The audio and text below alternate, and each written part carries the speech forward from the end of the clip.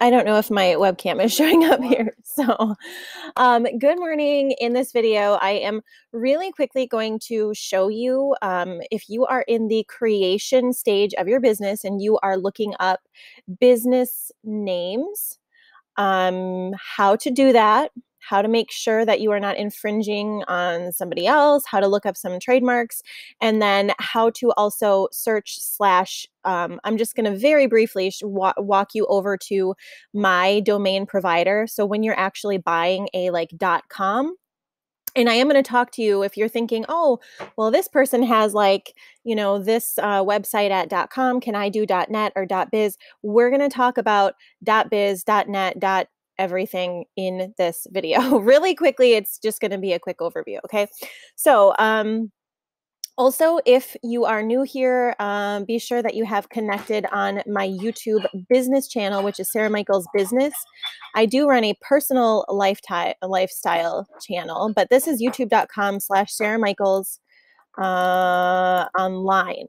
So that is the first place where you're going to find business tutorials. My free tutorials and trainings are listed here. Okay. The other place where you're going to find the free trainings and anything that I talk about in this video, as far as links, resources, a lot of the places mentioned, I've actually worked with and worked out deals or discounts for you. Okay. Including GoDaddy. So if you go to saramichaels.com, if you click the link down below in the description of any of these, videos, it should take you to Sara Michaels resources. And that's where you'll sign up for the vault. This is free. Originally, I was going to charge $197 to access this, and I don't know what came over me, but like I said, I'm giving it away for free as of right now. And I think I'll just leave it free, but so here's how you access. If you want to log in, you'll be given the password, so just log in there. Okay, and you'll be able to sign up, and then literally all of the links and stuff that I'm talking about are in there. Okay, perfect. And then obviously, if you are interested, you can always, from this vault, go ahead and join our VIP community, which gives you access to asking questions inside of our private training. This is my community coaching group because, let's be real, I can't get to all of the questions that come up in a YouTube comment. So, all right, without further ado, let's hop into it. Okay, so you've came up with the perfect name for your business. Oftentimes, I will recommend, if it is your name, just using your name, if it's semi-easy to spell. So I've just done Sara Michaels. If it's more of a challenging name, or you're from Wisconsin and you've got a lot of the Polish names with weird syllables, I would recommend coming up with a brand, or a business theme or name. Go through the creative process, take a little bit of time, put it out to the universe, journal, go take a walk, get inspired.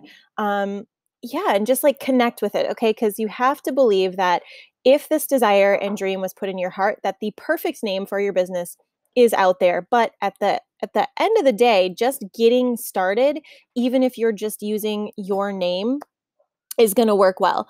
So how do you determine whether to use your name or whether to use a business name? If you and your blog or your story is the focus, I recommend using your name. You can attach a small tagline to your name. But yeah, I would recommend using your name. And then it doesn't matter what business, product, or service that you're offering. The lifestyle brand is focused on you. So this is really what allows you to withstand, what if you get started in a business, and you start out selling makeup, but then after a few years, you decide that, what, I don't want to do makeup. I want to do something else. It doesn't matter, because your brand is built around you and not the business or the product that you're offering. So that's a little bit of a next level tip there. When I first got started in business, you guys know I was so wrapped up in my one company and my one thing, and everything I had was, about that company and the colors, and it wasn't my colors and it didn't speak to me. So when I decided to do something different, I had to completely rebrand, new website, new everything. So coming from a place of you as the brand allows you to be able to swap out your products, services, or ideas. So now let's say that you have a really good idea for what you want to do. The very first thing that, oh, and yes, by the way, I am submitting a podcast idea, which is pretty exciting. Okay, so the very first thing that I would do is go to the old Google. Guys, Google knows everything. And if you can't find it on Google, check YouTube. So look for whatever it is that you want to talk about. So for example, honestly, I had a dream. I told my husband about it. I had a dream about what to name my business, Co-Creating Queen. I get inspired a lot in my dreams. I ask for dreams, like to get inspired, which might sound a little kooky, but it works really well. So I will do this. Oh my gosh, look at that. Co-Creating Queen. Okay, so I searched for this. Nothing was there. These are my images. This is my stuff. Co-Creating Queen was not a thing before I made it a thing. Okay, like Co-Creating Queen, that's my jam. So I went to Google and I searched, because the worst possible thing you could do is use a phrase or something that is unique to another person's business, especially if you are in the coaching industry or the lifestyle brand industry, because every time then that somebody would search for that tagline that's actually being used by an influencer with more influencer experience, you're driving traffic to them instead of you. So I want you to do a quick little Google search. If it passes the Google test and you're like, yeah, okay, then I want you to go to the Trademark Database. This is super, super important. When you are running an online business versus a storefront business, you have a little bit more like leeway and stuff with the copywriting because you're not bound by state laws, but you are still bound by like trademark infringement. And there's legal action somebody can take if you are like impersonating someone else online, whether it's another coach. That's why you want to make sure you're not using any of like the names that other coaches, have or classes and stuff. So search the trademark database. I do this frequently for myself or my clients. What you can do is you can click on their system here, and then you're going to search a word option. I do basic word search, or you can do word or design mark search. So just go ahead and click here and then type in whatever it is that the term is. So for example, one of my queens in here is actually looking at living out loud. So I'm just going to use that for an example and see what the trademarks are. Okay, so you can see here, living out loud is dead. Dead link, meaning it means that it's no longer active. So you want to be checking for live links. Nope. Okay. So that looks like she would be fine to use the catchphrase living out loud and attach that to her blog name. Perfect. Now the next step in this, so now you've done Google, okay, you've gotten inspired, you've done Google, you've researched, and even if somebody is using the same phrase, but they're in a different industry or a different whatever, that doesn't necessarily mean that you can't do it. For example, when I was naming our team, Team BYOB, there's a Team BYOB and they took my idea and they used it, and now they're actually in a different company. So see, I was so ticked that they did that. So it's fine. I'm still going to use Team BYOB. And this is like a Bible-based movement. So it's like, it's not really the same as what I'm doing. So if it's the same name, but it's totally separate industries, that's fine. And if you have questions about this, like I said, if you can't hop into, my private coaching community, which is, that's kind of like next level. That's where we'll walk through like the glitter and grind mastermind. That's my one-on-one. You can't get in there. I totally understand. It is why I opened up community coaching, which gives you affordable access to a coach and a mentor. Like I wish I would have had for $44 a month. Like seriously, that's amazing. So if you have the questions, this is the place where you will ask them. Okay, so you've made it through a Google search, you've made it through a trademark, and you're like, yeah. The next thing I want you to do is make sure that your domain name isn't taken. So for example, I would go to cocreatingqueens.com. I own it. And oh darn it, I pointed the wrong way. I just realized that. So for example, let's say one of my queens is Nicole. So I'm going to go, and when we do a quick Google search for Nicole Johnson, Or when you go to Facebook, this is the other place to check is Facebook. See if anyone else is using that name. Okay, so Nicole Johnson. Now, just because there's other Nicole Johnsons doesn't mean, and you'll want to click on pages, it doesn't mean that you can't also be Nicole Johnson in a page, because then you will have a different classification. So like athlete, public figure, entrepreneur.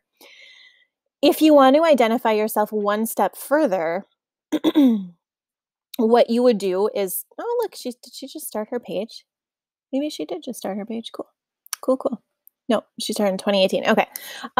What you would do then is you could attach your tagline. So if she's Nicole Johnson, tagline, living out loud, that's what you would put in your Facebook thing here so that it identified you one step further if that's what you're going to be known for. Okay. So we've checked Facebook. Now we're going to check the domains. You can do that just by typing up in the URL bar. So NicoleJohnson.com. And I'm using her as an example. She is fantastic. She has an amazing, amazing story. Like, she is so inspirational. She, I believe, Nicole, correct me if I'm wrong. I believe she was in an accident, I think, and is actually, I think, let me check here, because I was just looking at her profile earlier. Oh, I can't find it. But anyways, she has had like limited mobility, and just her story of getting that back and coming out of a wheelchair. Like, it's just so inspiring to watch her and like go to the gym. I like cry. So she's going to do amazing things with her story. And I'm so excited that she's in our community here. Okay. So now I want you to go to and check the URL bar. You can do this right from the URL at the top. So NicoleJohnson.com is taken by this lady. Okay. When you go to GoDaddy, this, by the way, is the site URL host that I recommend. You're going to see a lot of people saying, oh my gosh, you have to have a WordPress site. You have to use Bluehost. That is absolutely not true. A lot of these influencers that are saying that you have to have WordPress are from the 7+ years ago era. So I want you to think of it like using a fax machine versus upgrading to a phone that can scan documents. Okay, so using all these things that you quote unquote have to have are like fax machine era. Okay, so these new drag and drop templates, they took what WordPress was doing and they made it easier and more user friendly. So when I came on board, I started with a WordPress site and now I switched to a drag and drop editor. I happen to recommend Wix, but I have worked with Weebly, Squarespace, and WordPress. And shameless plug again, all of those resources, if you want to get in on the discounts, are in Sara Michaels' The Vault. And I will put some of the links down below too of the video. So what I want you to do is check. GoDaddy is a great place to check. So you could check NicoleJohnson.com. I spelled it totally wrong. And then you can say, oh my gosh, it's available because I spelled it wrong. Or if I did SaraMichaels.com, this is where you're going to check.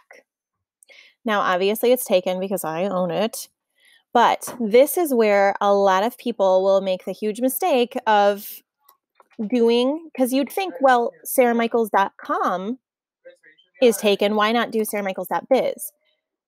I want you to think of .coms like gold.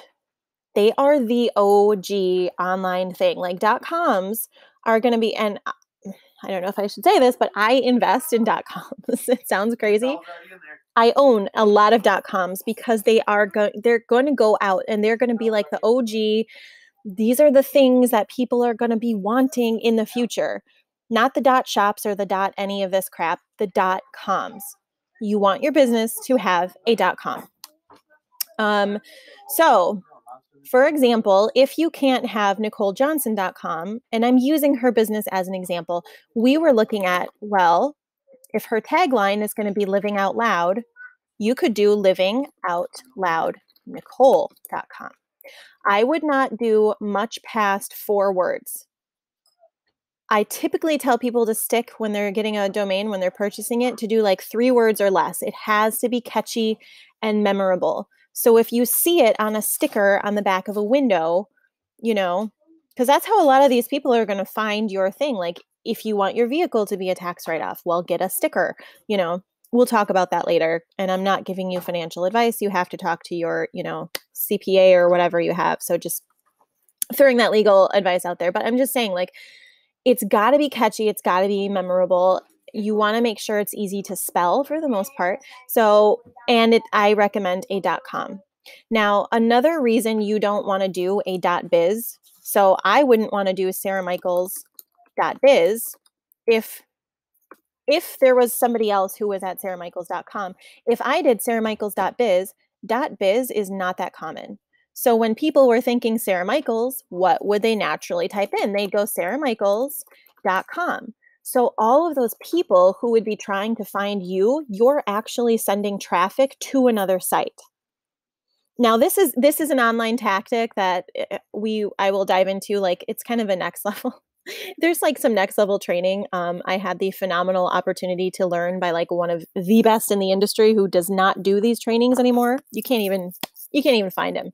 But what he taught was how to kind of use like, how do I say this? So if I knew that somebody else was at sarahmichaels.biz and I bought .com, I would buy that knowing that they would be looking, that other person would be driving traffic to my site. So it's kind of like capitalizing on somebody else's traffic. Okay.